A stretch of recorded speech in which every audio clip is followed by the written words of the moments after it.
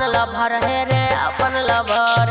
खोज लेके छौड़ी तू कोनो शहर मिलतौ ने तोरा हमरा जे कबर। खोज लेके छौड़ी तू कोनो शहर मिलतौ ने तोरा हमरा जे कबर। रखबौ ने तोरा जे का छौड़ा के ध्यान पा करबी जे पीछा बजा देबो कान पा। रखबौ ने तोरा जे का छौड़ा के ध्यान पा करबी जे पीछा बजा देबो कान पा। बनेबो ने हमें तोरा अपन लभर है रे अपन लभर। खोज लेके छौड़ी तू कोनो शहर मिलतौ ने तोरा हमरा जे कबर। खोज लेके छौड़ी तू कोनो शहर मिलतौ ने तोरा हमरा जे कबर। मुँह देखने छे हमरा जे कबर।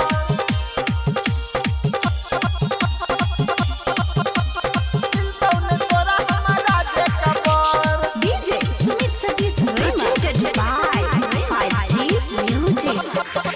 हमरा जे कबर। Singing by Jivat Singh. हमरा जे कबर।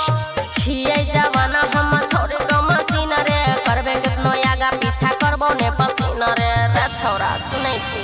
हो गई सुन सोना के सिकड़ी ही देबो तोरा किन गे। तोरा नाम लिख देबो 2 बीघा जमीन गे। लिख जमीन चाहे कर तू वादा हमरा नहीं बदलतौ इरादा।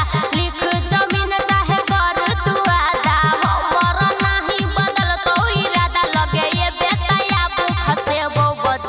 खसेबो बजार रे खसेबो बजार। खोज लेके छौड़ी तू कोनो शहर मिलतौ ने तोरा हमरा जे कबर। खोज लेके छौड़ी तू कोनो शहर मिलतौ ने तोरा हमरा जे कबर। चल हट हमरा जे कबर।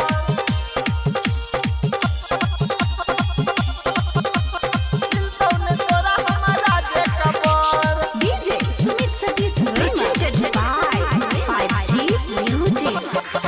हमरा जे कबर। Singing by Jivat Singh. हमरा जे कबर। हमरा पटाबे में जरतो नदी बिया तेल रे अपन भी पलान सबटा भजे तो फेल रे पसीना छीट जेतो।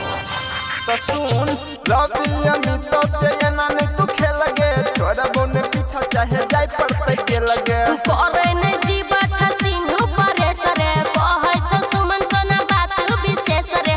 करे ने जीवा छ सिंह परेश रे कहै छ सुमन सोना बात विशेष। राइटर मुकेश से हम बसेबै रे घर सुन बसेबै रे घर। खोज लेके छौड़ी तू कोनो शहर मिलतौ ने तोरा हमरा जे कबर। खोज लेके छौड़ी तू कोनो शहर मिलतौ ने तोरा हमरा जे कबर। जो तोरा से निम्ने भेटते।